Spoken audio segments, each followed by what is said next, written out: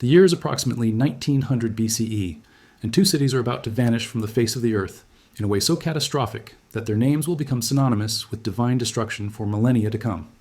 Sodom and Gomorrah, twin cities of vice according to ancient texts, were supposedly obliterated by fire and brimstone raining from the heavens, a punishment so severe that their very locations would be debated for thousands of years. But here's where this ancient story collides violently with modern science in a way that will make your skin crawl. Near the Dead Sea, in what researchers now believe are the remains of these cities, archaeologists have found something that shouldn't exist, something so anomalous it's rewriting everything we thought we knew about ancient catastrophes. Scattered across the landscape, embedded in ash layers that speak of unimaginable temperatures, are these perfectly spherical balls of almost pure sulfur, 98% pure to be exact. And when I say they shouldn't exist, I mean according to every geological process. We understand sulfur simply doesn't form this way in nature. These aren't crystals, they're not mineral deposits. They're encapsulated spheres with a consistency that suggests they were molten, airborne, and then rapidly cooled. The Israeli researcher who first documented these in detail literally couldn't believe what his spectrometer was telling him, because pure sulfur in this form, in this concentration, in this specific geographic location and nowhere else on Earth, it defies natural explanation. And when you take one of these ancient sulfur balls, this relic from one of humanity's oldest recorded catastrophes, and you apply flame to it, it doesn't just burn. It erupts in this otherworldly blue flame, the kind of combustion that reaches temperatures capable of turning limestone into quicklime temperatures that would literally melt human flesh on contact and turn entire cities into glass. Now, before you think this is just some religious archaeological curiosity, let me take you down a rabbit hole that involves nuclear physicists, meteor impact specialists, and geological evidence. So disturbing that it has been the subject of peer-reviewed papers trying to explain how an ancient civilization could have been wiped out in a single day. The excavation sites near the Dead Sea, particularly at a place called Tall el-Hammam, have revealed a destruction layer that tells a story of apocalyptic violence. We're talking about a stratum of ash and debris that contains shocked quartz, which only forms under extreme pressure, like nuclear detonations or massive meteor impacts. We're talking about pottery that's been melted and twisted, not gradually eroded by time, but instantaneously deformed by heat so intense it vitrified the clay. We're talking about human remains that show evidence of extreme thermal trauma. And we're talking about a blast pattern that suggests something exploded in the air above these cities with the force of a small nuclear weapon.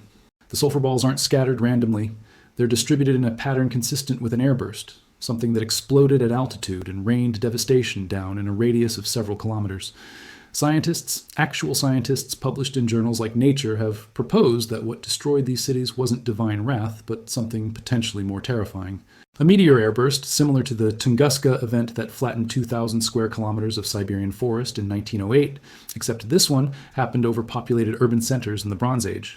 The chemical signature of these sulfur balls matches the composition of certain types of meteors, and the distribution pattern, the thermal evidence, the shocked minerals. Everything points to an explosion in the sky that would have generated temperatures exceeding 2,000 degrees Celsius, hot enough to instantly carbonize anything organic and scatter molten sulfur across the landscape like hellish rain. But here's where this gets really unsettling, in a way that connects ancient text with modern physics in a manner that's almost too perfect. The Bible's description in Genesis isn't just poetic language about fire and brimstone. The Hebrew word translated as brimstone is gophrith, which literally means sulfur. And the description of smoke rising like a furnace, of destruction so complete that these cities became a desolation, of Lot's wife turning into a pillar of salt when she looked back at the blast. These aren't just metaphors. They're consistent with eyewitness accounts of a thermal airburst event.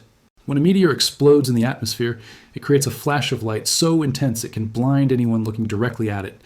It generates a shock wave that can level structures, and it can create a thermal pulse that instantly incinerates organic matter while leaving certain geological features intact, which is exactly what we see in the archaeological record.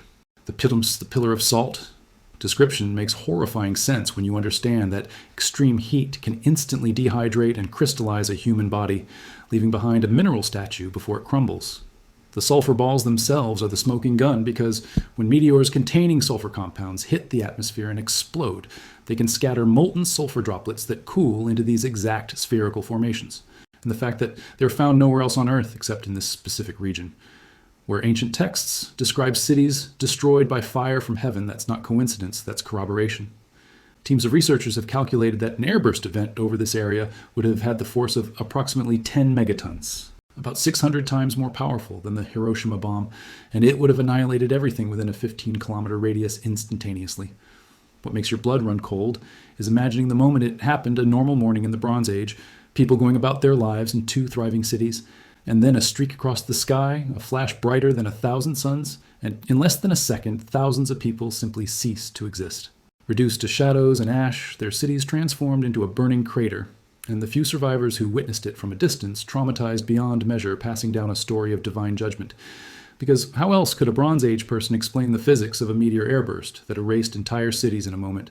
The question that keeps scientists up at night isn't whether this catastrophe happened. The geological evidence is overwhelming.